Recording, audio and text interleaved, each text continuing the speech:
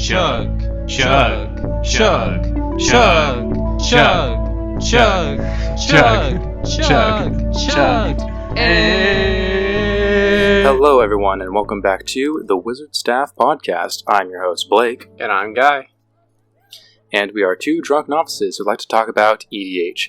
We do drink and swear, so you've been warned. Please drink responsibly when playing children's card games.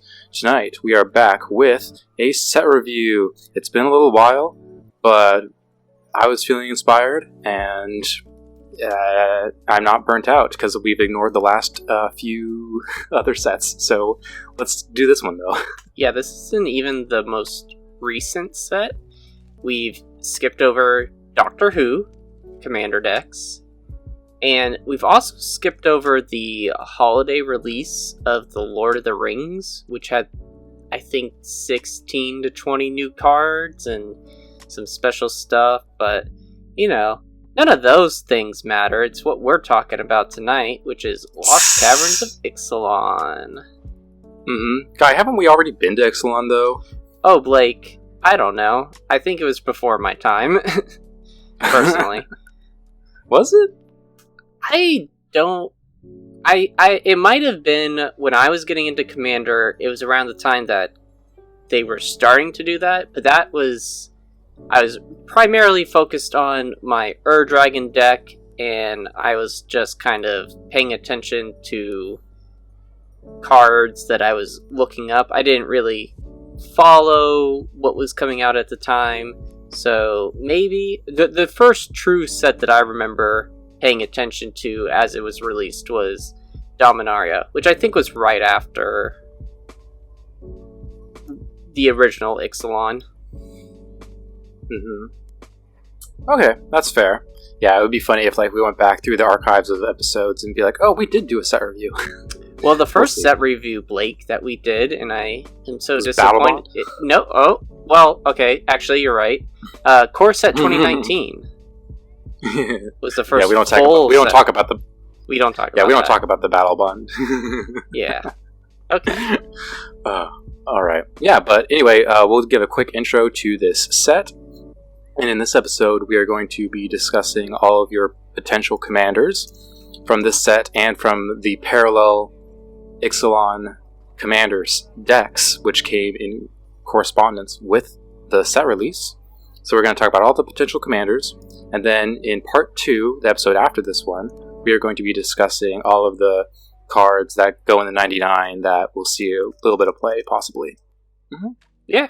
But for now, we'll kind of get into the intro. So to get everybody up to speed, there was the plane of Ixalan before. We've been there. It's got Merfolk, pirates, vampires, and dinosaurs, and that's all you kind of really need to know for now. So, this set, the Lost Caverns of Ixalan, is Magic's take on the underground world trope. Lots of times planes are either top down or bottom up in terms of a core idea, and this core idea for this set is the underground world. So, it's not a traditional return set like other worlds, we return to Innistrad, or we return to this plane, which is the same. So it's a little bit different. R&D was making an underground set, and then they realized, oh, well, this just fits Ixalan, a world we already have. And as such, it's not a mechanical return to the previous set. The set still has dinosaurs, merfolk, pirates, vampires, but it won't be factionally or factioned or particularly typal. Thematically, it is more of an action-adventure set, if that helps you think about it. Yeah, there is, of course, the 4 different types of creatures: dinosaurs, merfolk, pirates, vampires, but they aren't necessarily the focal compared to what the original Ixalan did. This is what they call a backdrop set, and it's kind of the first in what we're going to be seeing kind of moving forward with Magic, where it's a plane that we've been to before, but it's a whole new take. So this is the first one that I believe they're doing. I know that we're going to be returning to Ravnica again, but in the same kind of way that we're doing a backdrop set here, we'll do a backdrop set there, where it's a murder mystery. So Cool. So the Lost Caverns of Ixalan is the second set in the Omen Path arc. It's kind of where the current magic story is. Yes, the magic story is a bit of a mess. That's a side topic we're not going to get into. The story takes place a year after the events of March of the Machine arc. We revisit Ixalan, the plane packed with pirates and dinosaurs. Things have changed since the disappearance of the immortal sun. Once again, there is a scramble as the groups race toward the center of Ixalan, apparently, in search of a new resource. This source in the story being this stuff called Cosmium, I guess. Once they get past the caves, they find that Ixalan is a hollow world, apparently, with Ixalan's core in the middle, and it's lit by, the first new, word of this set, Chimil, is what it's called. It's basically the main artifact of the set that's all-powerful like every other set.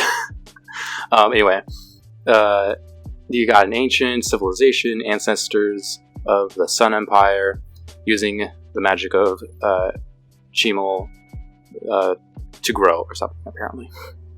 Yeah. Chimil. I think that's how you say it. Chimil. Bear with us. We do have the Lost Caverns of Ixalan pronunciation guide in front of us. So we certainly are trying to do our best with that. So give us some grace, please. Yeah, we're also drink, so remember that too. Yep. We'll get to that in a sec. So just again, real quick, themes and mechanics.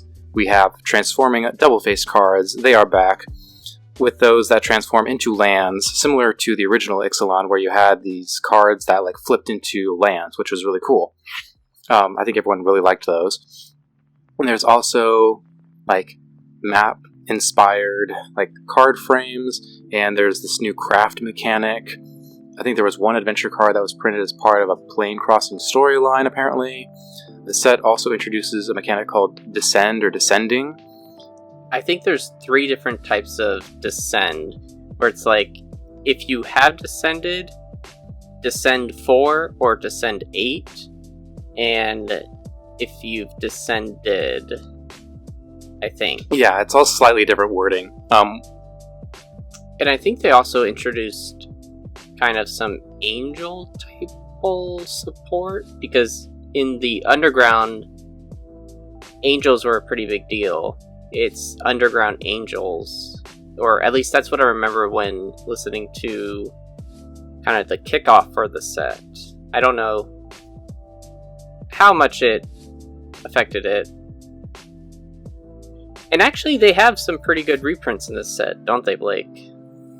Yeah, they do. I was just thinking about that, where they have Cavern of Souls, which is a very expensive land that sometimes your competitors assume are important, and you just need to stick on the field, and you can't really be bothered by counter magic, so you're just fuck it, Cavern of Souls, naming whatever creature type my commander is, just make it stick. Get around all that counterspell BS. And then there was Gishath, Sun's Avatar, one of the original dinosaur commanders, which is super popular. And then, as you said, there's Resplendent Angel, originally from Corset 2019. And then there's Growing Rites of Itlamok. If you remember, that's the enchantment that flips into basically a Gaia's Cradle. Taps for green equal to the number of creatures you control. And this is a great card that was very popular when it first came out in the original Ixalan set. And as you know, Gaia's Cradle is on the reserve list, so Wizards of the Coast will basically never reprint Gaia's Cradle. This is a really strong effect, so Growing Rites of Itlamok is pretty much one of the closest things you can get to it, if you can't afford the price tag of a Gaia's Cradle. So it's great that it's being reprinted here. And then there's also Treasure Map, which is just a decently good card all around. There's also, more than that though, one of the big things, I think one of the first cards revealed to be reprinted was Mana Crypt, wasn't it? Yes, but this isn't the Mana Crypt as in it's in the main set. So it's not going back into standard. That's something they would probably never do, but it's this new idea that they're introducing here called Special Guests, where there are these high value reprints or highly thematic reprints that would go well in the set they are in, but you could then find them in set boosters, and they have this really cool extended art. So Mana Crypt, that's kind of the big ticket one. We have the first Malcolm, Pitiless Plunderer, Underworld Breach, the original Galta, Calamax the Stormsire, Lord Winggrace, Thrasios, and I think Dargo was another one. But I think this is really cool, and moving forward, I think this is how, they can introduce reprints more often and kind of give them this special treatment of fitting them into all these new sets. So, we've always kind of talked about how, wow, this standard set, maybe we get like 1 or 2 good reprints a year per set. So not only does the main set have Cavern of Souls, Geschaff, Resplendent Ancient, but they're also now having this idea of, let's, push it even further to introduce even more. And I think that's awesome that they're doing that now. Yeah. Yeah, if it really is a situation of, they're just adding in ways to reprint cards to make more affordable, I'm totally for that. And I hope that's what it ends up becoming. Yeah. Yep. Before we move into the main topic of this episode, which is all of the new commanders we can play, we should talk about what we're drinking. So, Guy. Oh my god, we totally skipped over that. You're right. Well, it's been a while since we've done a main set review. I think the last time we did that was with Commander Legends Baldur's Gate, if I'm not mistaken. And so I decided, I think it's it was the most recent full set review. I mean, we've obviously done our quarterly reviews and we've kind of like talked about cards in there, but I think Commander Baldur's Gate is our last true set review where we did 3 different... Oh my god, just thinking about that makes me go like... Whoosh. Yikes. Anyway, so I decided to bring back an old favorite of mine, which is Guinness. Haven't had it in quite a while, and I decided, you know what, if we're going to be nostalgic tonight, I might as well be nostalgic with what I'm drinking. What are you drinking? I suppose that's fair. I've been getting into ciders more lately, so I am drinking one of the more common hard ciders. It's from Schilling. This is their London Dry hard cider. It is 6.5 alcohol by volume, and it's just pretty solid. I've had it a number of times now. Definitely dry, more on the sharp end. Nice. I'll start getting into all this. Oh boy.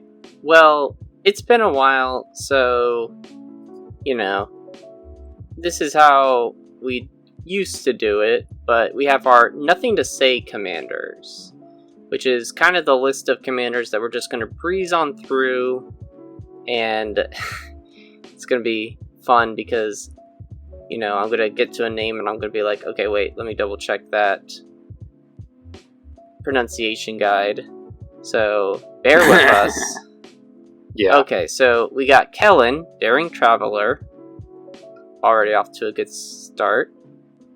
We got Akkal Pakal.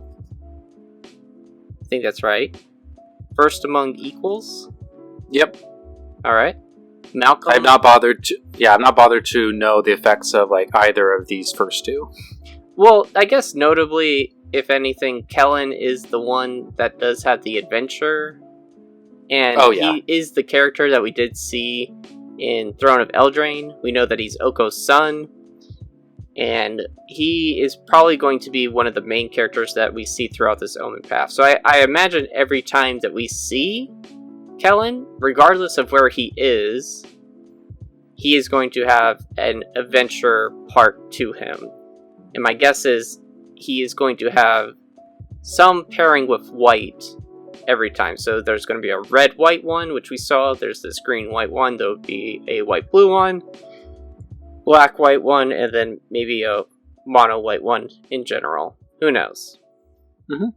Alright, Malcolm, Alluring Scoundrel. I was just gonna say, like, Malcolm, Alluring Scoundrel, like, the only thing I have to say about this is, like, it's 2 mana pirate with flash, so that's kind of good, and, like, it's a looting effect if it hits, and because it's flying, like, you can maybe get away with it, and then, like, eventually you can, like, cheat out something, like, it's okay, but, like, I don't actually think, like, it'll see that much play. Outside of, like, maybe pirate typal decks. That's all I got to say. Okay. And, I mean, Malcolm and Breaches. So we got Breaches Eager Pillager, who is also pirate typal focused. Mm-hmm. We got Watley, Poet of Unity. Notably, this is Watley's first time we're seeing on a legendary creature, not a planeswalker. And also, doesn't it flip into, like, a saga? I think so, but that's too many words that I'm not going to read. Right. I was just curious, because I'm trying to remember if there's any other, like, legendary creature that, like, flips into a saga up to this point. In general? Well, we did have the list of Praetors from March of the Machine. But this is, I guess Watley's the first one that is multicolor. Okay.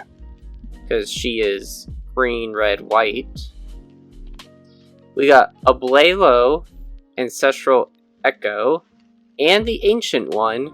2 spirit cards that, you know, spirit matters. It doesn't. Spirits do matter. I think the only thing I have to say is, like, about Abuelo, if, like, you're playing your Brago King Eternal Flicker deck and, like, your friends complain that it's too strong, maybe downgrade to Abuelo. That's all I gotta say. Alright. So, okay. This one is Uchbenbach, The Great Mistake.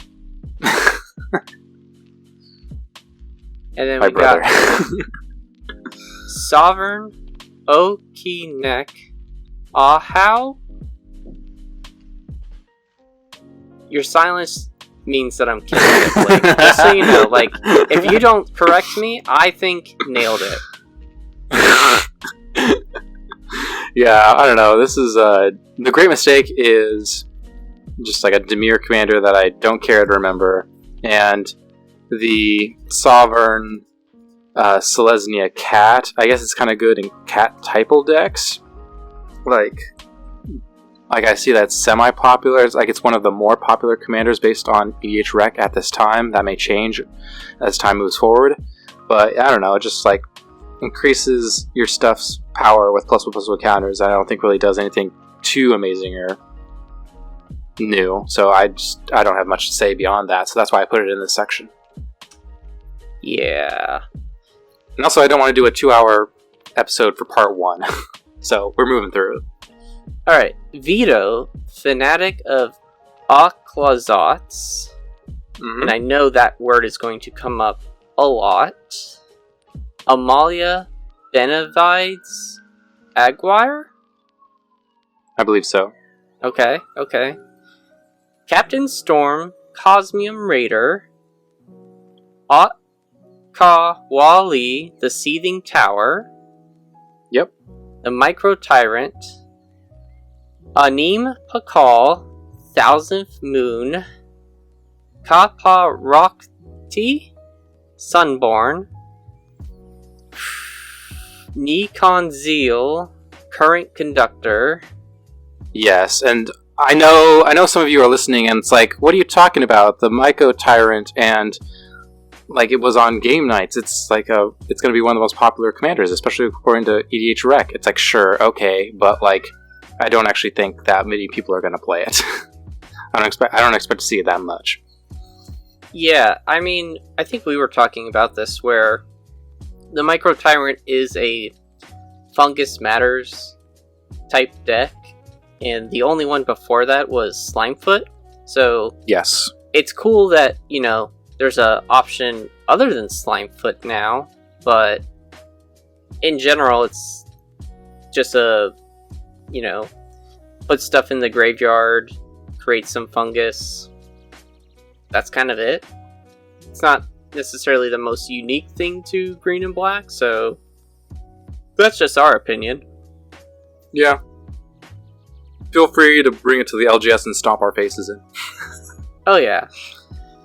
And, okay, so that was all the Nothing to Say commanders. And so now we're moving on to the big boys. Quite literally the biggest boys that we could move on to, because this is a cycle of gods. And one thing that I really like... Amonkhet?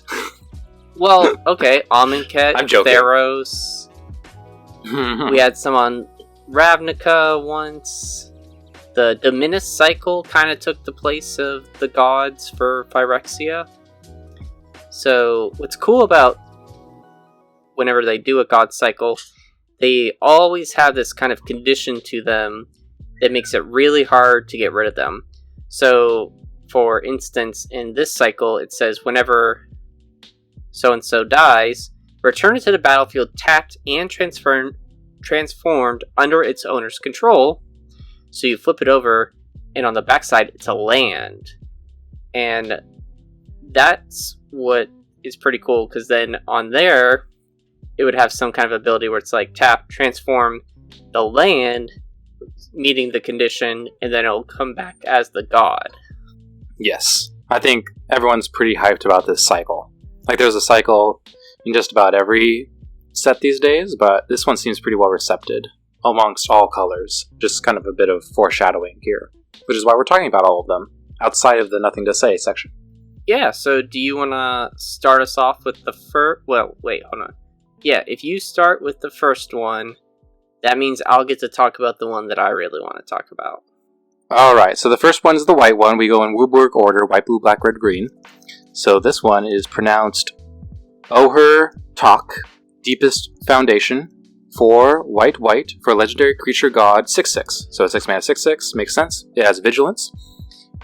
And if one or more creature tokens would be created under your control, 3 times that many of those tokens are created instead. But wait, there's even more.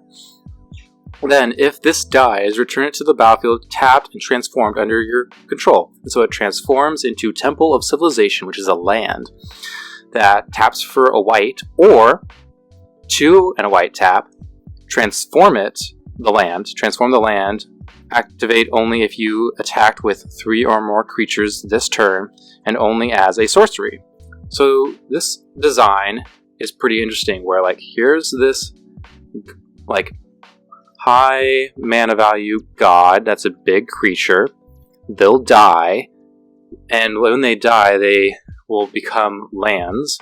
And if you meet certain conditions, you can tap and pay a bit of mana and meet the condition and turn them back into the god side, the creature side. And if you don't want to, you can just like keep them as the land, which is a really difficult permanent type to like get rid of in Commander. Like, yes, we have Strip Mine, yes, we have Wasteland, yes, we have all this and that, but like generally speaking, it's still pretty difficult to get rid of lands, especially when like mass land destruction is a frowned upon, like generally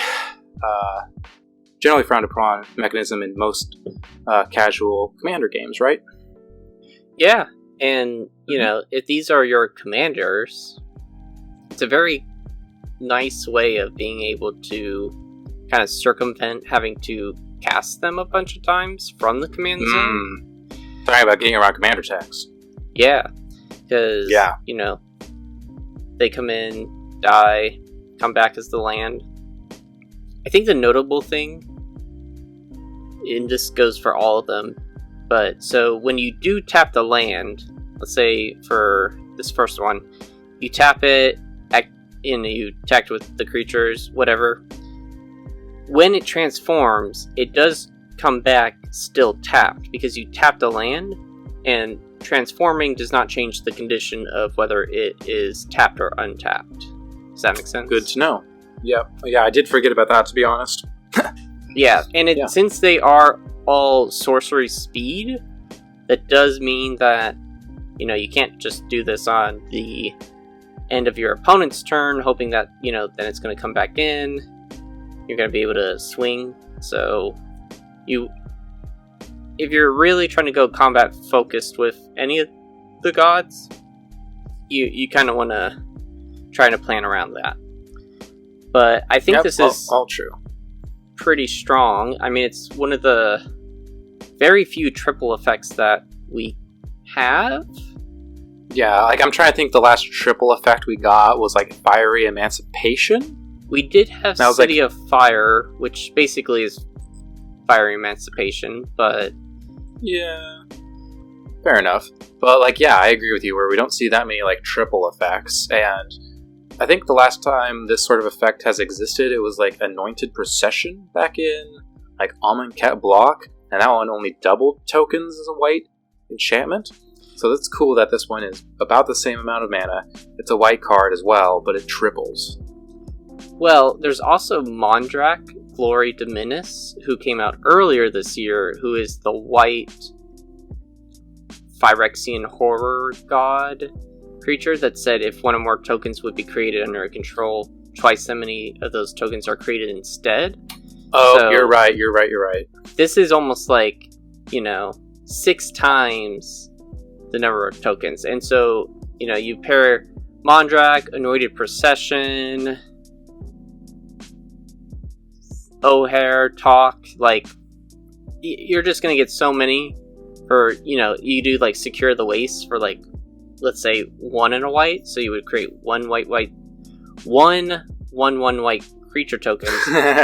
So that just then becomes 12, if my math's not wrong, if you have Anointed Procession, Mondrak, and O'Hare out. And you only spent 2 mana. I mean, yeah, you should probably win at that point if you got all these big fatties out on the board like that. Yeah, you deserve to win. Yeah, I mean, this is like the white weenie staple deck. Like... Yeah, I know that Wizards of the Coast has been trying to make the archetype of white weenie, which has been successful in other formats, be successful in the Commander format, and it hasn't been really, generally speaking, that successful in the Commander format for a various number of reasons. So I think this really helps with that goal. Alright, what about our next god, though? Ooh, this one, I got some spicy tech for you, Blake. Ooh. So this is O'Hare, Patik, Deepest Epoch. So it's 2 blue, legendary creature god. It has flying. Whenever you cast an instant spell from your hand, it gains rebound. Exile it as it resolves at the beginning of your next upkeep. You may cast it from exile without paying its mana cost. When O'Hare Patik dies, return it to the battlefield tapped and transformed. Okay, yeah. So then it goes into Temple of Cyclical Time? Cyclical Time, yep. Cyclical Time. So you can tap to add a blue, remove a time counter from Temple of Cyclical Time. Oh, shoot. I was like, wait, why am I reading the bottom part of O'Hare when it's the same as all the others? But, so when this one does transform, it does transform with 3 time counters on it. Yes, this one's special. This one has time counters. Yes, so, okay. When it enters as Temple of Cyclical Time, it has 3 time counters. You can tap, add blue, remove a time counter from Temple of Cyclical Time, and then 2 and a blue, transform this card, activate only if it has no time counters on it, and only as a sorcery. So this one does kind of make you have to use this as a land before you could transform it back. Okay. Yep, it's a bit of an exception to the cycle. Yes. Alright, so the spicy tech that I have for you, and I saw this play out on some arena gameplay, but, we were just on Eldraine, and what's something that we know to be on Eldraine, or the types of cards that Eldraine is known for? Oko. Okay, Oko, but I'm talking about the adventure cards, So what you can do with O'Hare Patik is you can cast, let's say, a card for its adventure cost. It gains Retrace.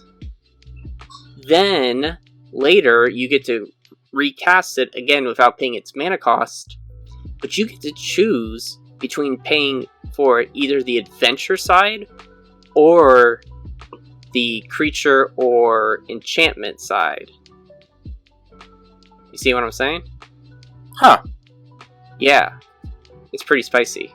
You know, we just had this cycle with the... I guess it's like the enchantment adventures, which were all like low instant sorceries, high value enchantments. So basically, cast the instant, next turn, cast the enchantment for free. Ooh. Oh yeah. But yep. If this is your commander, you are incentivized to just play mono blue. I think this would go better in kind of a adventure focused type deck where you could really abuse that. Yeah, I'm curious about this, like as a commander and also just as a 99 card, because this effect it's similar in my mind to a card called Cast Through Time, which is a 7 mana blue enchantment that says instants and sorcery spells you control have rebound. It's very similar to this blue god, and this blue god is only 4 mana instead of 7, which is huge. It's just kind of one of those examples of like, finally a good blue creature, because blue doesn't typically have a whole lot of good blue creatures. I think this is a good blue creature, and the way they mitigate that is by making it really slow to turn back into a creature if it ever dies. Yeah. I don't know, because the only other blue... It's nice to see a return of rebound, because the only other like blue rebound spell I see in Commander is Recurring Insight, which is like a 6 mana sorcery that says draw cards equal to the number of cards target opponent in target opponent's hand. And like, this is Commander, so like you always have like an opponent that basically has like 7 or more cards, if we're being real. So it's like draw like 7 and then another draw 7 on the next turn. So it's like, sometimes I see it. I see it less and less these days, but I used to see it a lot more in like early days of Commander when it was not as difficult to run like a 6 mana sorcery. So yeah, what I'm trying to say is I like to see the return of a rebound card. Yeah, I think the one thing that... Oh, okay, so the one thing I was going to say that might be kind of the downside to this is like, you know, all your cards do gain rebound, or at least all your instants do, which, you know, counter spells typically are instants, so they do get exiled, but then you could recast them, then they would go to your graveyard, so you'd still have access to them. Yeah, I guess that is a big key difference, that this blue god only does instant spells. It doesn't do instants and sorceries, so I guess that's why it costs less. But still, I like to see it. Alright, this next god is the black god. It's called Aklazot's Deepest Betrayal. It is 3 and a black for legendary creature Bat God. Yes, that's right, I said Bat God. It's a 4/4 with flying and lifelink, with even more text. Whenever this thing attacks, each opponent discards a card, which is good, and then for each opponent who can't, you draw a card, which is even better. And it says whenever an opponent discards a card, create a 1/1 black bat creature token with flying. And then, of course, when it dies, return to the battlefield tapped and transformed as a land. The land is Temple of the Dead. And, of course, it's tap, add black. And 2 and a black tap, transform it. Activate only if a player has 1 or fewer cards in hand, and only as a sorcery. So, let's break it down.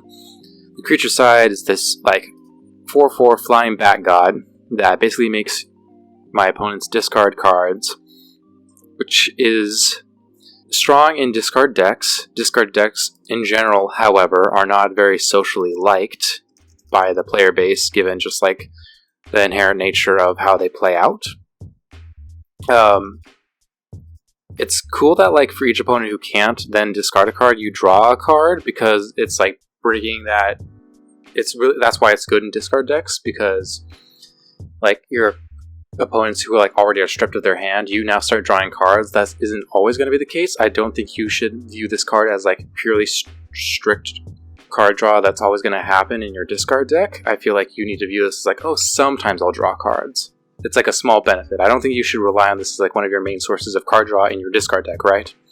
So, it also is a little bit reminiscent of Waste Not sort of effects, with that, like, a next line of text where it's like whenever your opponent discards a card, discards a land specifically, like you're creating a, like, bat token. So it definitely doesn't do all that Waste Not does, because Waste Not's an insanely powerful card in discard decks, but it's, again, more upside. I think the difficult thing is, like, when this dies, and if you choose to put it into a land, like, unless you were already, like, had your engine going, where, like, they have no cards in hand, it's going to be hard to, like, flip back over, because it requires your opponents to have, like, one or fewer cards in hand, and that can be pretty difficult unless you already have your discard engine online. So maybe it's better to just, like, let this thing die and then, like, use your black reanimate spells. Maybe. Or just let it go to the command zone and you're mono black, and because you're mono black, you can play dumb cards like Cabal Coffers and Urborg, Tube of Yawgmoth, and like Deserted Temple, and just make a whole bunch of mana with like your Crypt Ghast. Who knows? Do whatever. Yeah, and I mean, if you're kind of primarily focusing on just making sure your opponents don't have cards in hand, you might be able to hit that condition, but I feel like this is one of those ones where it would be a little more dependent on where you are in the game. If this does come back as either a land, you let it go to the graveyard, or you let it go back to the command zone. Yeah. The last time we saw like a discard commander, it's like we've seen Tiny Bones, and even though everybody loves the art of Tiny Bones, like I said, it's like generally not a liked mechanic. So, as strong as this card is, I don't actually know how much people will actually play it. You know? Mm-hmm. Yeah, we'll see. Yeah. Ooh, Guy, I'm excited for you to talk about this next card. Yes, that's why I said you go first. Okay, so this is O'Hare Ashnal, Deepest Might. It's the red god, 2 red, trample. If a red source you control would deal an amount of non-combat damage less than O'Hare Ashnal's power to an opponent, that source deals damage equal to O'Hare Ashnal's power instead. And what size body is this thing again? It's a 4/4. Oh. Okay, so when it dies, returns to the battlefield tapped and transformed under its owner's control. It becomes Temple of Power. You can tap to add a red, transform, and so for 2 and a red, tap, transform this. Activate only if a red source you control has dealt 4 or more non-combat damage this turn, and only as a sorcery. So I'm obviously excited because this is going to be a must-try in Perforos, because this just says whenever, basically it's a mana doubler, a damage doubler. However, it also does not work well with other damage doublers, where you are trying to make sure that it hits a specific point of damage. So in this case, let's say we have O'Hare, Perforos, and some damage doubler. Creature enters the battlefield. That's 2 damage. So that's 2 damage to each opponent. The replacement effects of O'Hare and the damage doubler are determined by the opponents. So they would double the 2 so that it hits 4. Then O'Hare would say, is this less than 4? No? Okay, then nothing happens. So it's not going to, set it to 4, then double, because obviously your opponents are good at math and know how to avoid that. But I think it's a pretty strong red burn commander. You got cards like Kessig Flame Breather, Firebrand Archer, Electrostatic Field, Gutter Snipe. These are all cards that deal a certain amount of damage to each opponent whenever you play an instant or sorcery spell.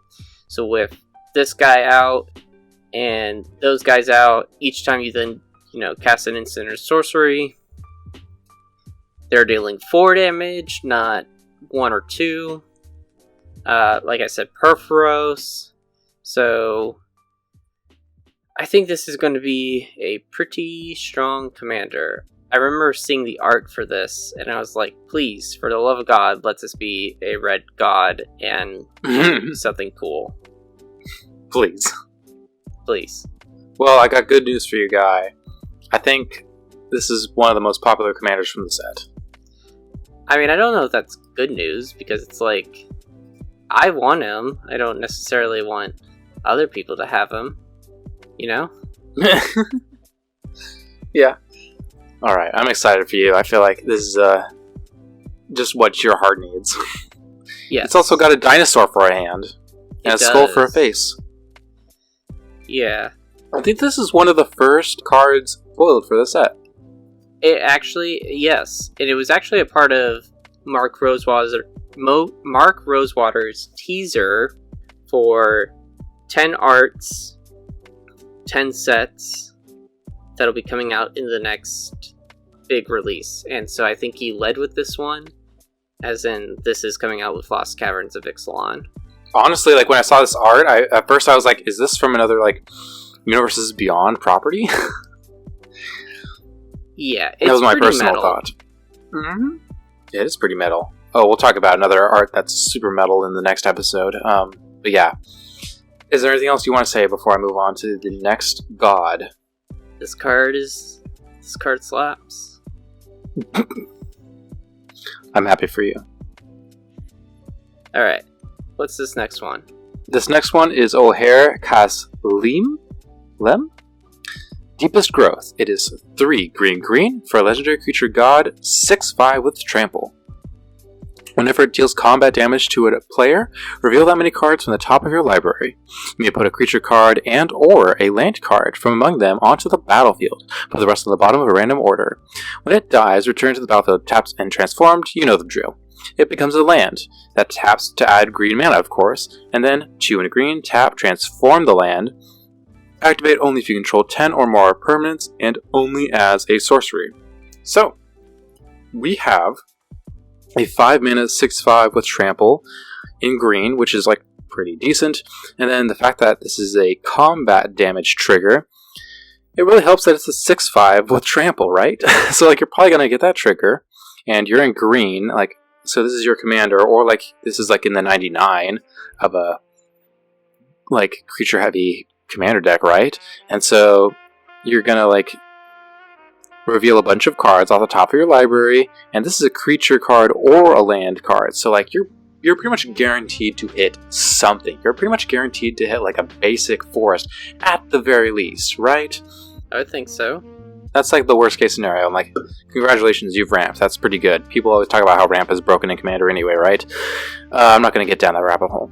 But like that's like worst case scenario. Like on a more realistic situation, like this is going to reveal a bunch of cards, and then you're going to find one really good creature, and you're like, I'm just going to play this, I'm just going to put this on the battlefield for free. And then you're like, oh gosh, I thought, like, O'Hare Kaslim was, like, a threat, now I got to deal with this new threat, and, like, Kaslim is going to keep making more threats each turn it, like, deals combat damage, so it's like, also, this art's pretty cool, just saying it's, like, this, like, giant god with, like, butterfly backdrop, and then, like, 2 snake dragons for like, I don't know, it's cool art. I don't know. Yeah, I agree. And then if this dies, like, oh, you're playing a creature deck, you have a bajillion creatures, you can easily, like, it dies, like, okay, well, I have 10 creatures, I pay 3 mana, I transform it, it's a creature again. Like, okay, now it's tapped. Alright, I guess. I think of the gods, this is probably the easiest condition to meet for I think so too. their respective like, color. Because the blue one is slow, the black one is hard to like keep your opponents at 0 unless you already have your engine on. The white one, like, is kind of somewhat easy to do, and the red one, what do you think? It depends on how you build your deck. Like, I think it'll be easy for me. So, yeah. But I agree. Yeah, this one's strong. Alright, so that's like the main cycle of the set, wouldn't you say? Yes, it is kind of the, mythic cycle of the set where each color gets something and it revolves around one of the main mechanics of the set. We often see that, but And it's a god cycle, so it's pretty cool that on our return to Ixalan that, we got to see this instead. Alright, now that we are 46 minutes in and we've talked about like all the commanders we don't really care about and the cycles, you want to go in Wooburg order and to talk about all the rest of the commanders we kind of have something to say about? Sure. Let's start with white. Alright, that's it. I was about to say, like, I'm looking through my notes. Wait a minute, I'm not that drunk yet. I don't see any white. I think you're not going to see any blue, and I don't think you're going to see any black commanders. We care about we're blazing through this. Oh, yeah. So, alright, we're back at red, and it's the only red monocolor commander that we're going to be talking about. And this is NT.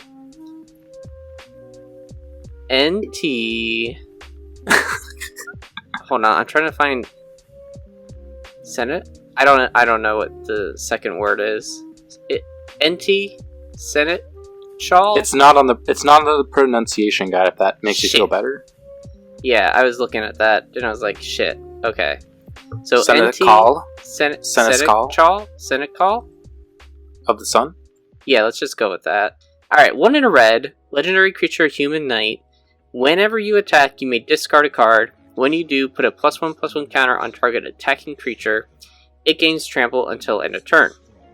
Whenever you discard 1 or more cards, exile the top card of your library. You may play that card until your next end step.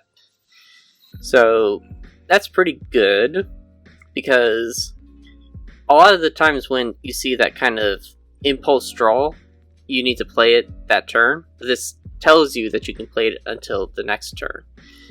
So, we got cards like Wheel of Fortune, Wheel of Misfortune, some classic red staples. We also got like a new type of wheel in this set, Brass's Tunnel Grinder, which will allow you to like discard cards and, you can then exile more cards off the top. But red is also known for, multiple combat sets. So I feel like you would just basically want to focus on getting as many combat steps in as you can. And then as you're doing that, you're discarding cards, basically exiling cards off the top of your library. And you're just digging. So I think this is pretty strong. It's 2 mana. Yes. I agree. This is pretty good for a 2 mana card. Now, here's my first question. Do you think it'll see more play as a commander or in the 99? It is a good question. I'm thinking... It's tough. I mean, EDH Rec right now has it at closer to the bottom with only 55 decks. So, which is why I'm personally leaning towards thinking it's going to be more common in the 99.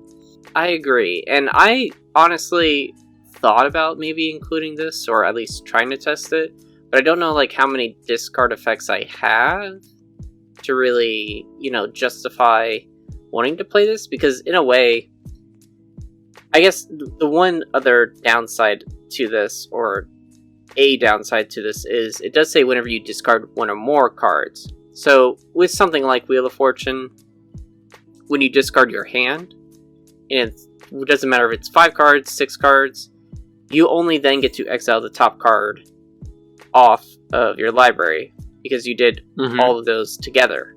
Now, if you're doing like Cathartic Reunion, then you're doing Faithless Looting, you get 2 different instances of the exile with those cards. Yeah, I think you're on the same page.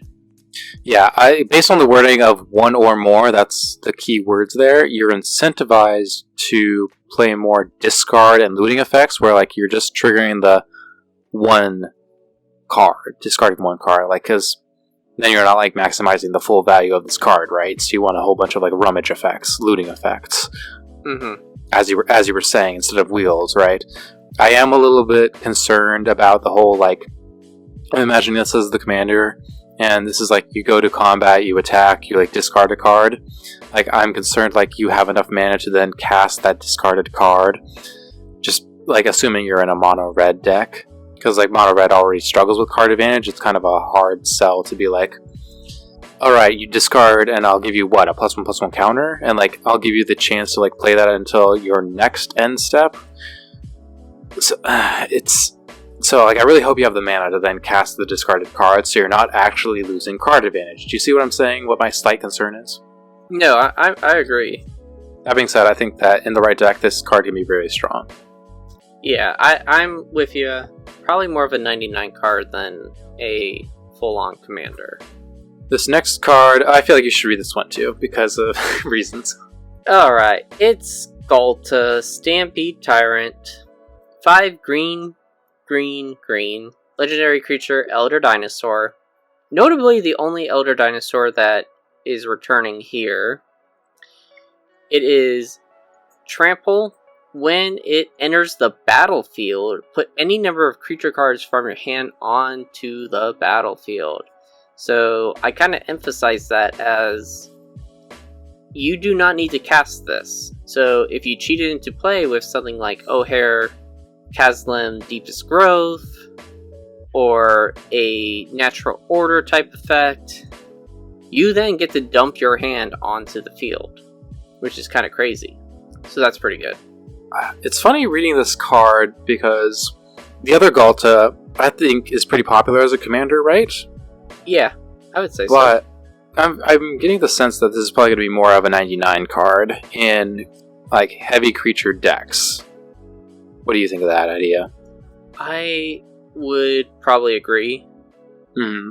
Like the reason the original Ghalta was so popular is because it could be like cost reduced, like to where like it had a high mana value, but like you could just like circumvent it and any future commander attacks by like just casting more creatures, which is what your deck wanted to do in the first place, right? Right. And so like Ghalta, like yeah, there's ways to cheat it out, like Natural Order, and various other ways, but it's like it still costs 5, 6, 7, 8 mana, which I guess in like a mono green deck or certain other color identities isn't too much of an ask, because then it gives you a real big benefit of like, oh, not only is there a 12/12 Trampler, but like now there's all these other threats. And I can totally imagine going to a game store, playing against somebody, and they drop down a Ghalta, and then they just drop their hand of like, oh, a bunch of threats, and then I'm like, I don't have enough answers to this. I don't have a board wipe. I just have a couple spot removal, but like not a board wipe, and then they just kill me and I die. I can totally see that happening.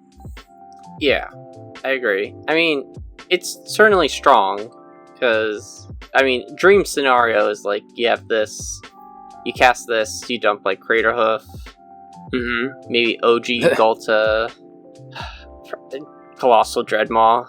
I also say all this because like I remember like when I first started playing Commander, I remember playing against like decks that had Myojin of Life's Web. For those of you who don't know, like Myojin was like an original cycle from like original Kamigawa, and this is the green one that costs like 9 mana, this like 8 spirit, and then you like removed a divinity counter from it, so it was no longer indestructible, but you got to put any number of creature cards from your hand onto the battlefield, and which is basically what this current Ghalta does. And they'd always just dump their hand with like of all these really strong threats, and we just like lose either that turn or the next turn. And so that's where I'm coming from, is because I'm used to seeing this effect where like it basically enters the battlefield, immediately drops your hand full of other threats, and like you basically either lose that turn or next turn. So that's why I say that. Yeah, I don't think people really know Myojin of Life's Web anymore, just because it's kind of like lost favor. But I can see this one, like, because it's a dinosaur, at least in Dinosaur Tribal, or I should say Dinosaur Typal or Kindred, seeing play. If not for just its ability itself. Yeah. Alright, let's move into the multicolored commanders. We got a good number of them. I can talk about this. I can talk about this first one, because I was the one who kind of put this on the list. It is, oh boy, let me just double check the pronunciation guide to see if this is on the list or not. I don't think it is. It is. That's why you check. Zojowa, with a Y, Lava Tongue. It is black and a red, so only 2 mana for a 2/2 Goblin Warlock. If you haven't seen it, check out the art. The art is amazing for this little goblin. Truly a menace. He's just a little guy. He's just a little guy with lots of sharp teeth. He has Death Touch, by the way, and a Rakdos Commander from 2 mana, and at the beginning of your end step, if you descended this turn, each opponent may discard a card or sacrifice a permanent. This commander deals like 3 damage to each opponent who didn't do so.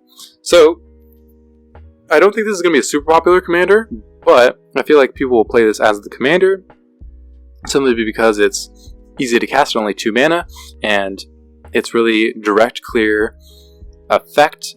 Really incentivizes your opponent to be like, hey, like, you can get around this damage. You just gotta discard your cards or like sacrifice permanents. But this is commander. Your opponents are greedy. They're like, no, I'm not gonna sacrifice any of my stuff or get rid of my resources. No, and they're gonna take the 3 damage. And then you're like, okay, well, I'll just play all these damage doublers. I'll do all these other things that are gonna make you like lose life. And because you're in black, you have tutors and card draw. And because you have red, you have burn spells. And like, I can totally see this being like a semi-decent like casual deck. That you're just like annoying your opponents.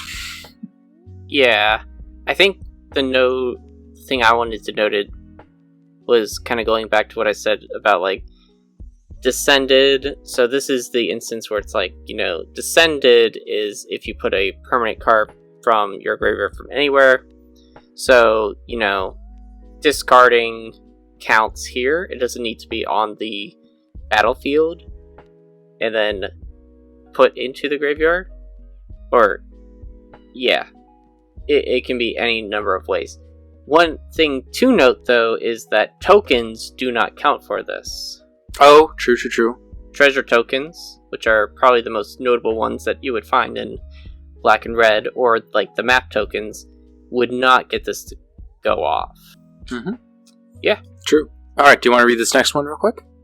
Oh, this guy's a little guy. This guy's actually now, little. This guy's truly a little guy. Alright, so this is Ixalan, firstborn of Gishoth. Red and a green, legendary creature dinosaur. Haste. When he enters the battlefield, you may pay 2. When you do, target dinosaur you control deals damage equal to its power to another target creature. I love this little guy. Like, I think, if I was going to make a deck of anyone from the set, it'd probably be him. And he's also, like, the least popular of the commanders right now. But, I like him just because he's small, he's cute, and, dinosaurs are probably the next best creature type next to dragons. So honestly, I agree with that, where like it's got a lot of things going for it. It's got cute art, as you said. It's a dinosaur, which is very popular, as you said. If you want to build this as your commander, you probably want to be able to flicker him, which is kind of difficult in the Gruul color identity, but there are ways to do so. Because it's basically, correct me if I'm wrong, but I believe the mechanic is called Rampage, where like you're basically doing stuff like damage to your own stuff in order for benefit, correct? Yeah, I think so. So it's kind of doing that. So, I like it. I think it'll see play. Oh god, this next card. Yes! God, yes! Yeah, it all worked out. Alright. This is like perfect timing. Sometimes it doesn't line up, but like sometimes we don't even try and it just like works out so good.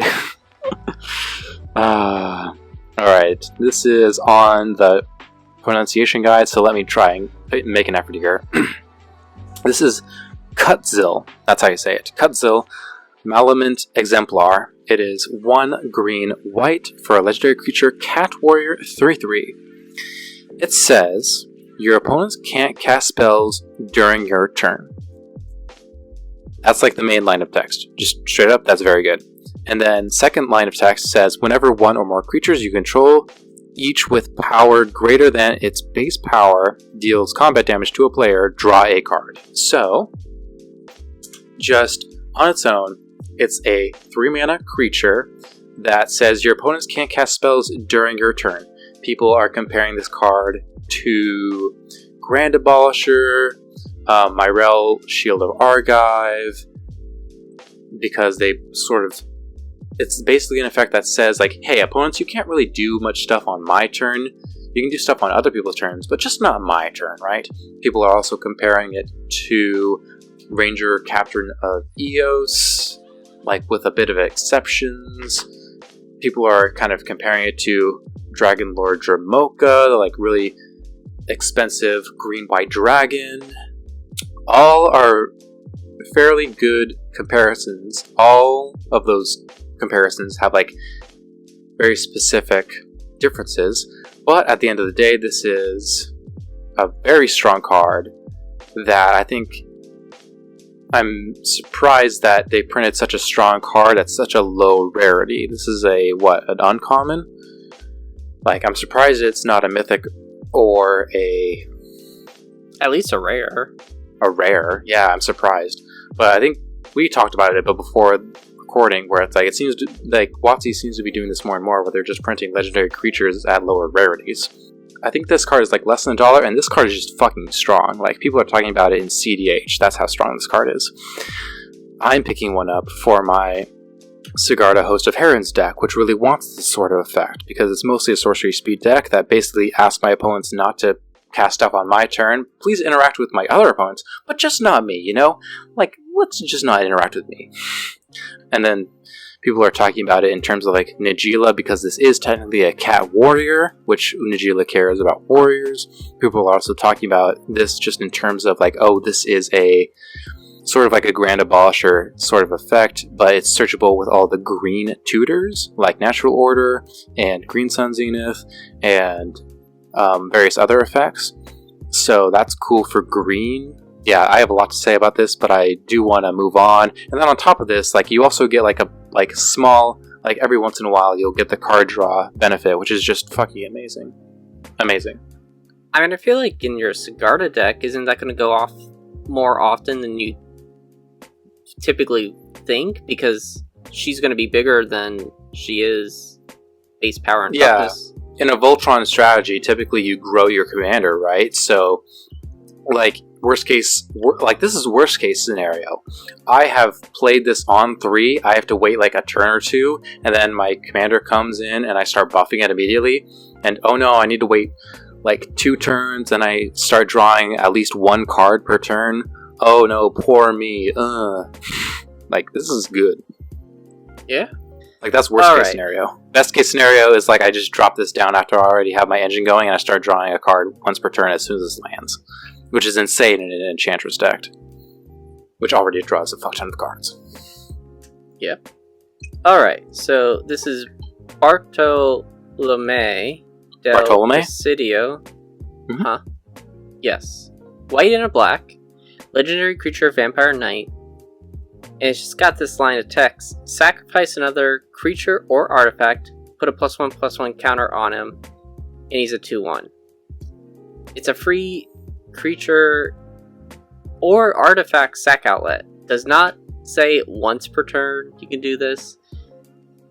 It doesn't put a mana gate, quote unquote, effect where like you have to be like 2 and sacrifice another creature or artifact. No, this is just a free sack outlet for creatures or artifacts.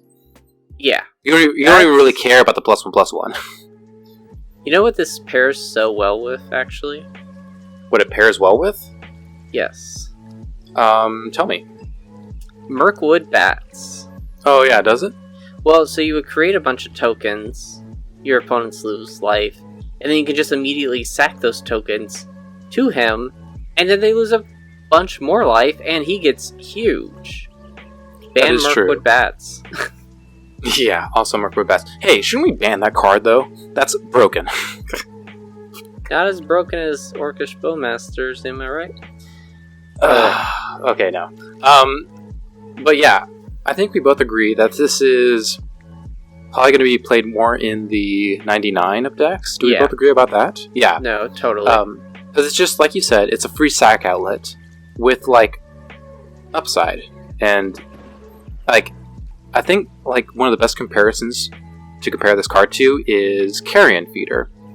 Carrion Feeder is a single black mana for a zombie creature, which is 1/1, and like it can't block, but we don't care about that. And it says sacrifice a creature for free, put a +1/+1 counter on Carrion Feeder. And so this is only a single mana more, and it basically does the same thing, but it has the benefit of also being able to sacrifice artifacts, which is a positive thing. And then it puts +1/+1 counters on itself. So like you're basically paying like a single white mana to like include the ability to also sacrifice for free artifacts, which is a very good ability, especially if you've ever played artifact heavy decks. Like this is just very, very strong. Like you could probably get into various infinite cycle loops with this pretty easily. Like this is actually just like a really strong card. I agree. Alright, I'll talk about this next card a little bit quickly. So this is Saheeli. We've seen Saheeli a number of times, whether as a Planeswalker or as a Planeswalker that can be your commander. This time it's Saheeli, the Sun's Brilliance. It is 2 and a red for a legendary creature, Human Artificer, 2/2. And then it has an activated ability of 2 and a red tap. Create a token that's a copy of another target creature or artifact you control, except it's an artifact in addition to its other types. It gains haste, and then sacrifice it at the beginning of the next end step. So, it's a relatively cheap creature to cast. It is a relatively cheap mana ability to activate at only 2 mana. And then you are creating, like similar to the last card we talked about, it has the versatility of creating a token of either a creature or an artifact. Both very strong card types in this format. They gain haste, so like, oh, if it's a creature it gains haste, which is strong, or if it's an artifact you can just tap it right away, which is strong. You can sacrifice it at the beginning of the next end step. Oh, whoop-de-doo, there's tons of ways in this format to get around the next end step. Like there's, like, at the very least, Sundial of the Infinite, am I wrong? So like, at the very, like, and like you probably, like most of the time you probably don't even care, like whatever, I got the value from whatever I was making a copy of, it was totally worth it. And like this, like I said, this Saheeli card, whether it's your commander or in the 99, I think this will probably be played more in the 99. It's like you probably get your value of it just because it's so cheap and it's so cheap to activate. Like you're probably gonna like roll away with value. I am blanking on the type of deck that this would probably go best in. Describe it to me. Okay, so it is typically blue and red. You polymorph. That's what I'm thinking. Polymorph decks? Yeah, so you would, create the token and then you would like polymorph whatever the token is into something that would actually stick around. Sure, why not? Yeah. So why not? I mean, yeah, pretty cheap. It's 2 mana to activate, but yeah, I think it's good. Okay, so now we are going to talk about the face commanders from the commander decks. And one thing to note also, just real quick, because I know this has been a huge complaint from people in previous sets, but this reprints for these decks have been phenomenal. When you look at the price of each deck that was kind of put into it, you can tell that they gave each one kind of a high value reprint, and you're really getting your bang for your buck. Yep, that is a good point to bring up. Mm-hmm. Yeah. And so each one of these decks focuses on a different creature type, very similar to what we got in the original Ixalan. So this first one being the pirates, we got Admiral Brass, Unsinkable. So 2 blue, black, red.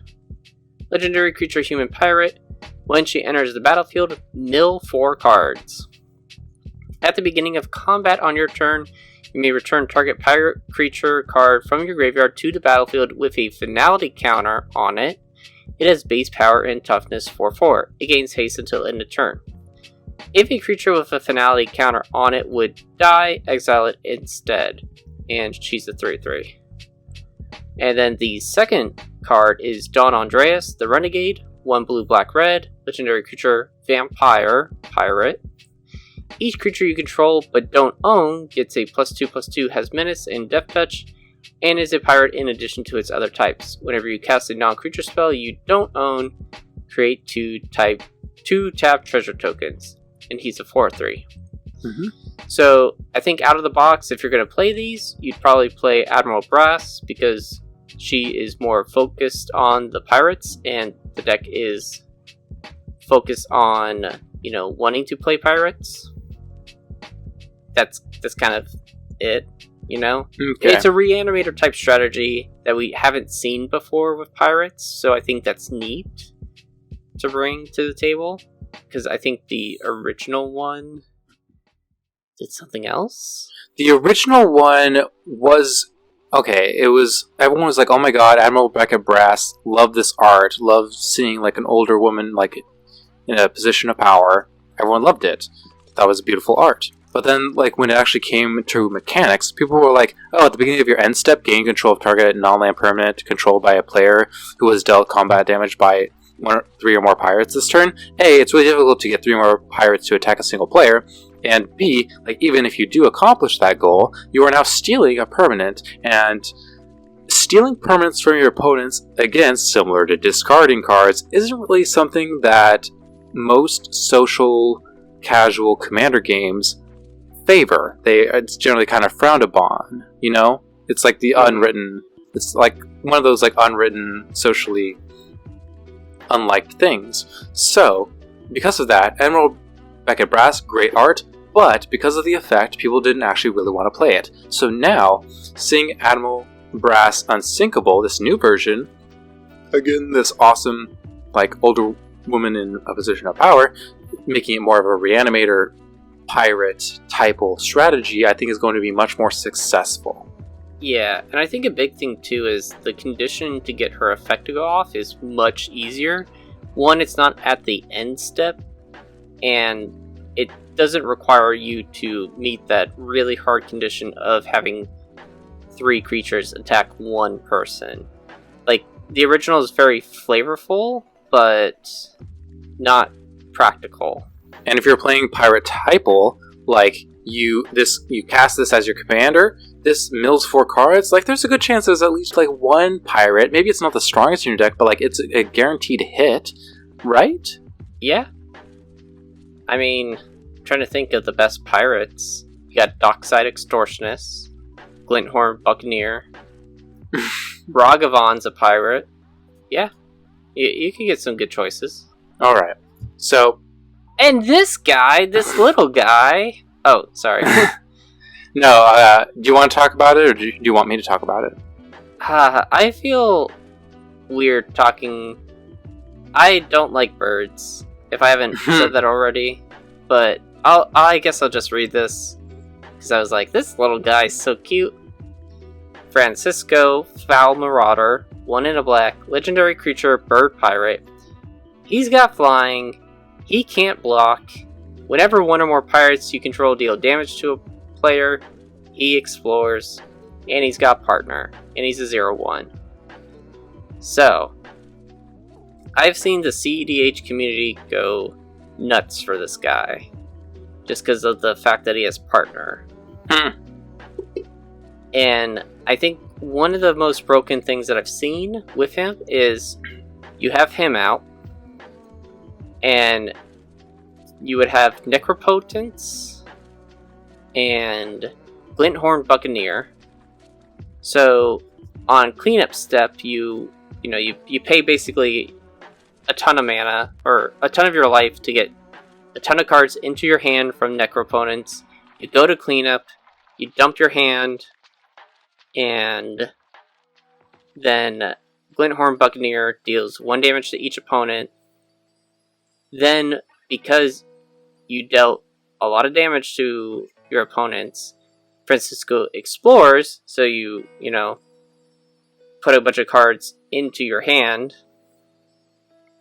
Then you go back, discard, Glinthorn Buccaneer, they're dead.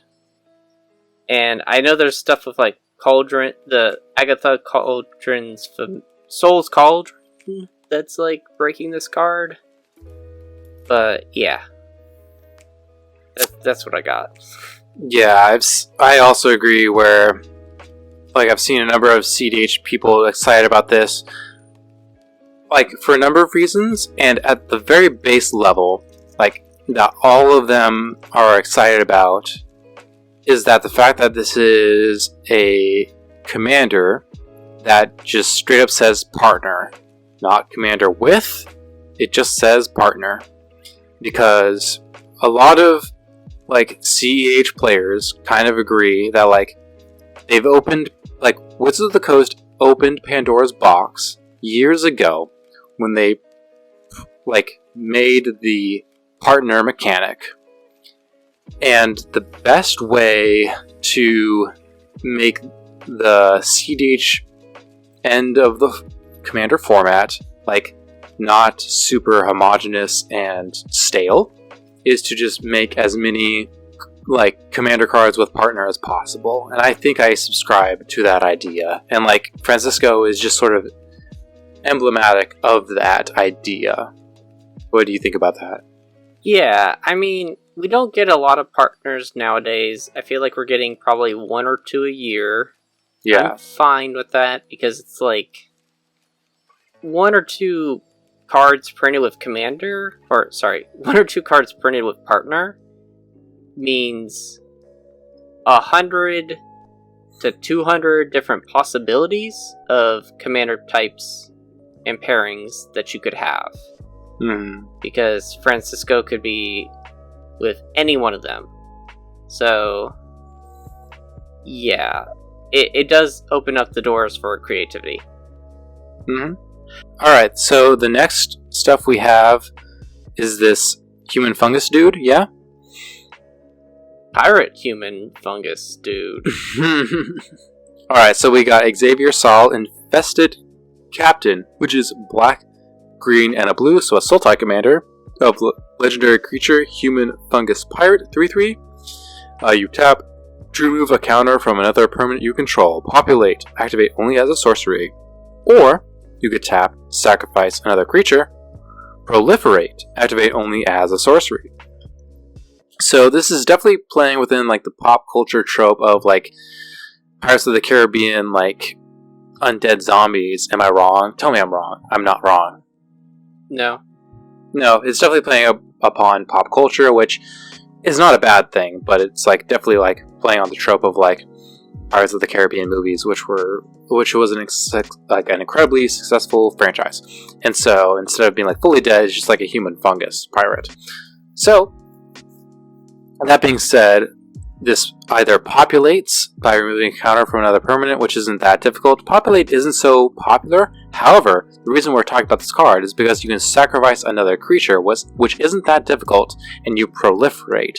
Granted, it's nerfed and weakened by the fact that you can only do it at sorcery speed. However, it still remains the fact that like it's an easy to cast creature that says you tap, sacrifice another creature to proliferate, and proliferating is very, very strong. Am I wrong? No.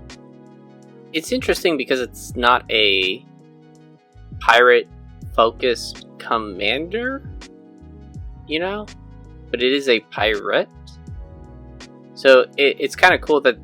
And this card, I believe, is in the set boosters, where it's not something that they could have done in this set, because there's not a lot of like counters or creature tokens that people care about, or it's not like a main mechanic. So this gives them the creativity to make something like this here. Exactly. All right. Do you want to move on to our Orzhov commanders? Yeah. So we got Carmen, Cruel Sky Marcher, 3 white black, legendary creature, vampire soldier. Flying, whenever a player sacrifices a permanent. Let me repeat that. Whenever a player sacrifices a permanent, put a +1/+1 counter on Carmen. You gain 1 life. Whenever she attacks, return up to 1 target permanent card with mana value less than or equal to Carmen's power from your graveyard to the battlefield. And then we got... This is not on the pronunciation guide. It is not. You're going to have to wing it. Clavilno, First of the Blessed. Yeah. 1 white black, legendary creature, vampire cleric.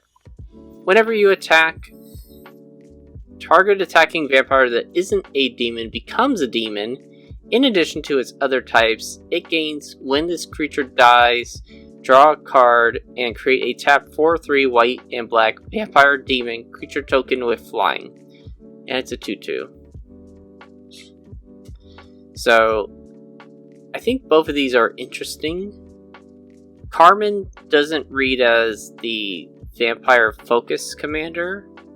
Feels more like a, you want to play a bunch of like fleshbag marauders, playcrafter type things, pump her up, and then, reanimate something.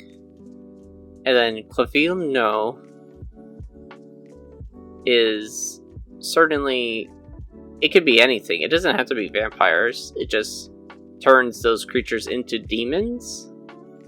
So I think so far, like, of the ones that are like focused on the different creature types that they're supposed to care about, this feels the most loose.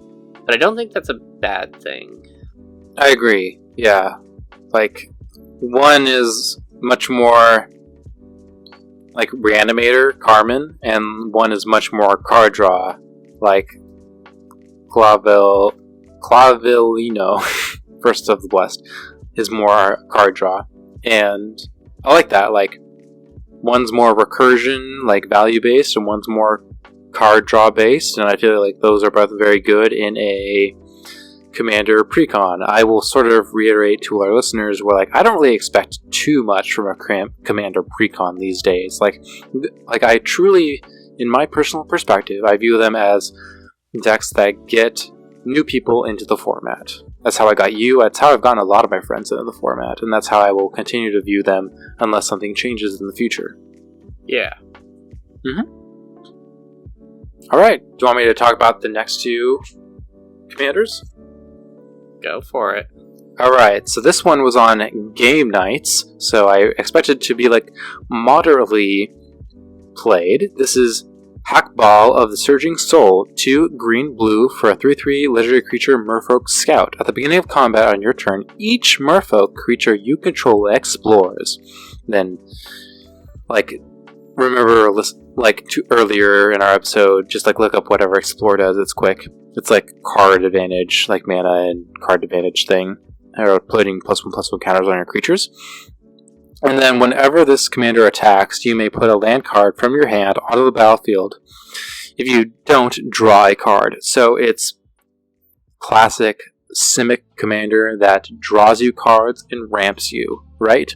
And I really do believe that this is a really strong Merfolk typal commander. Am I wrong? Do you think this is a weak or strong Merfolk typal deck?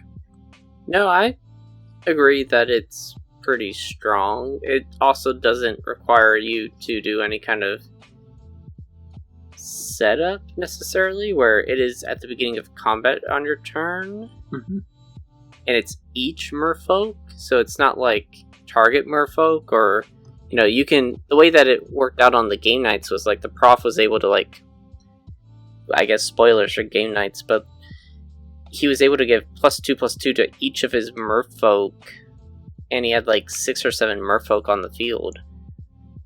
It's pretty good. Yeah, I like the fact that this is Simic deck that draws cards and plays land, but it's restricted by the fact that it requires you to play Merfolk typal deck, which is inherently a downside by restricting you by the types of creatures you can play, correct? Yeah. Yeah, so I like this. Also, the next commander we have is... Oh, let me check the pronunciation guide to see if this is on here. It is not, so I'm just going to... Oh, wait, yes it is. So this next commander is Folatojak, the Smiling Flood. It is 4 and a green, blue, for a legendary creature, Salamander Serpent. You heard that correct. It's Salamander Serpent. It's 6/6. 6/6 for 6.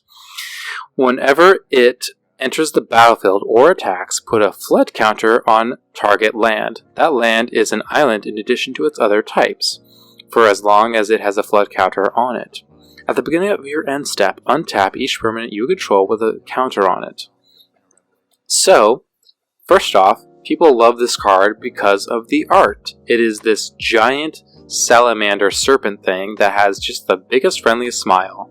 And it's funny because we have been on Twitter and seeing how, the original artist talked about, how it was very much an angry looking thing.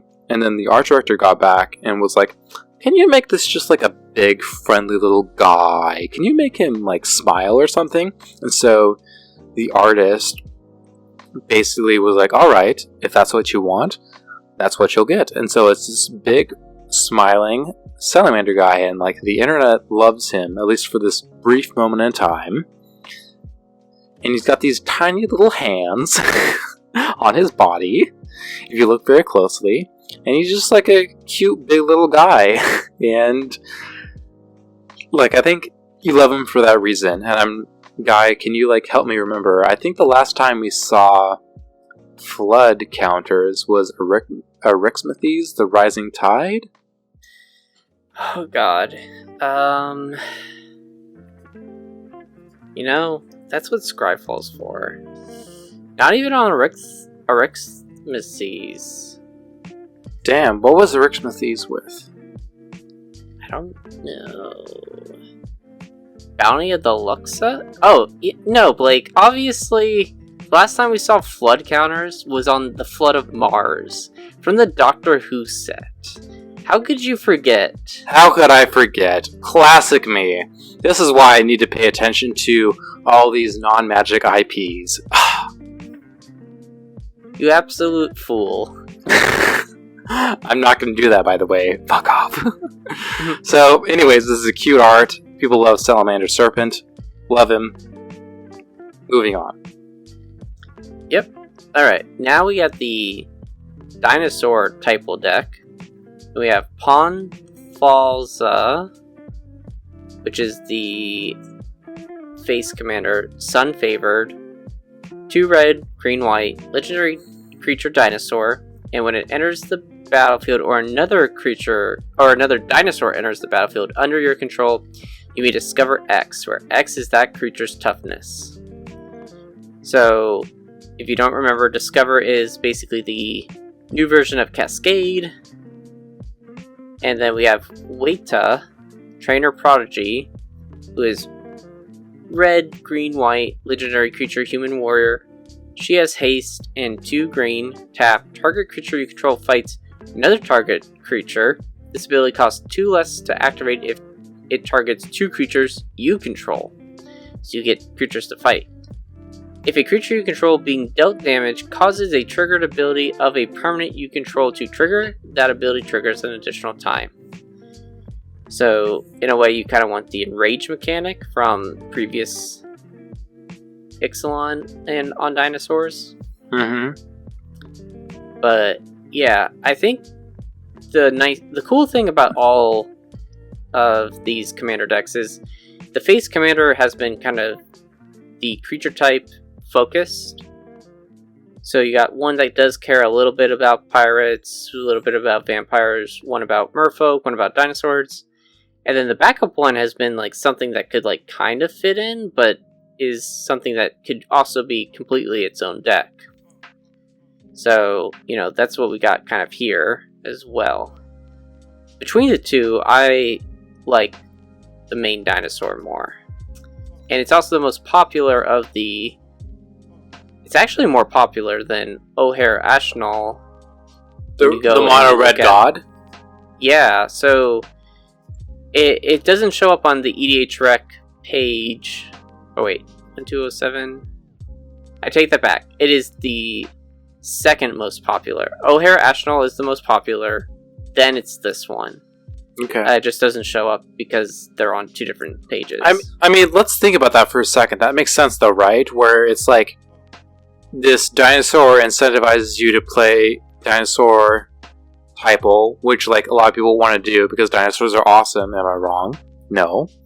And then it also lets you like discover X, where like discover is basically like fixed Cascade, quote unquote. Am I wrong? No.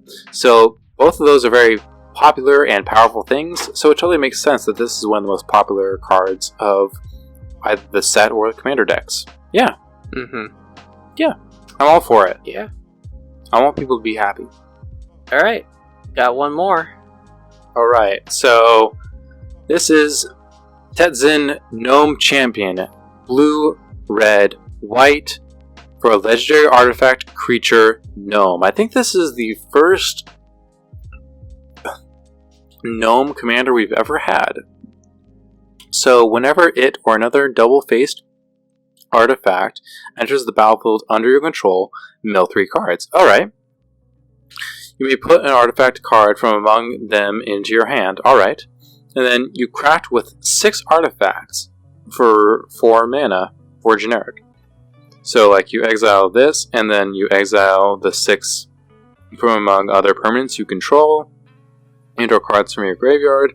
Return this transformed under its owner's control, and you can only craft as a sorcery, as a reminder. So it becomes the Golden Gear Colossus for 6/6 with Vigilance and Trample. Whenever the Golden Gear Colossus enters the battlefield or attacks, transform up to one other target double-faced artifact you control. Create 2 1/1 colorless gnome artifact creature tokens. So, all this being said, like, I'm very hyped about the fact that this is the first, like, gnome commander we've ever had. At the same time, this does, like, relatively nothing at all, if I'm being real. And that's fine. It's Jeskai, and the backside, I guess, is also technically Jeskai. You can probably do something powerful within that color identity beyond what this commander does. I mean, the fact that it asks you to craft with 6 artifacts is a pretty big ask. It is.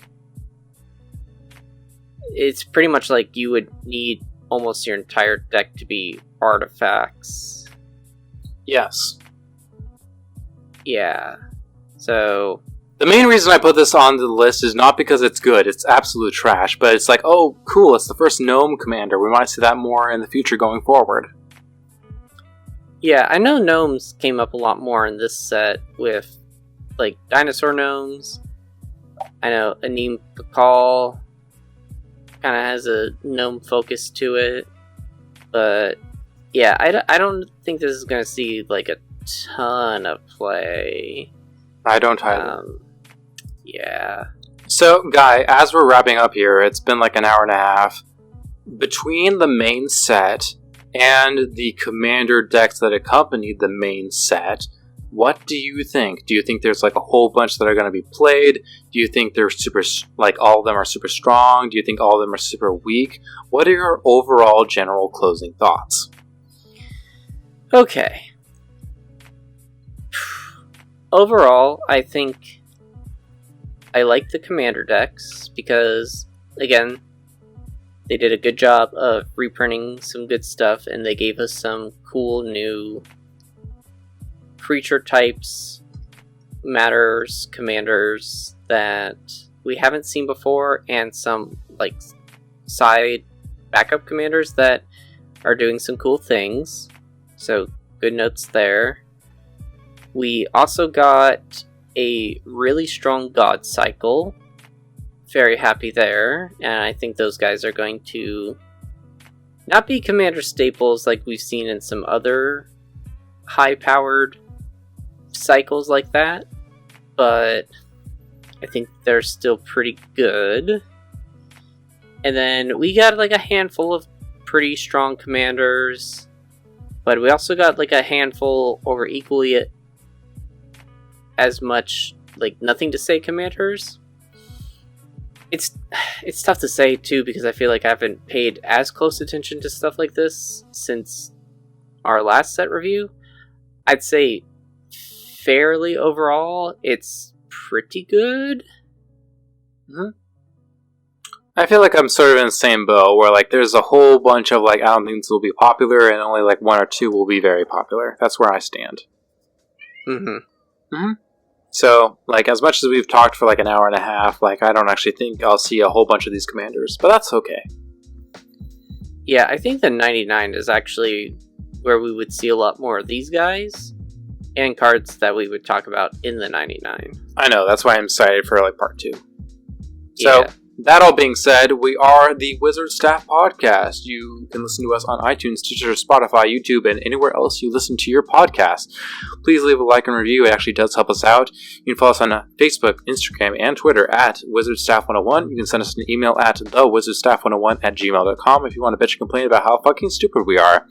Thank you again for listening, and we hope you had a very nice night. Peace out. Peace.